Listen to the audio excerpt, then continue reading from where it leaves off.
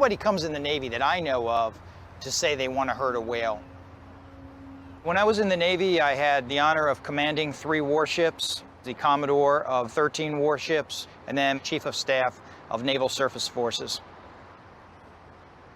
If you know that there's a whale in the area, unless you're at war, you're trying to avoid using those sonars.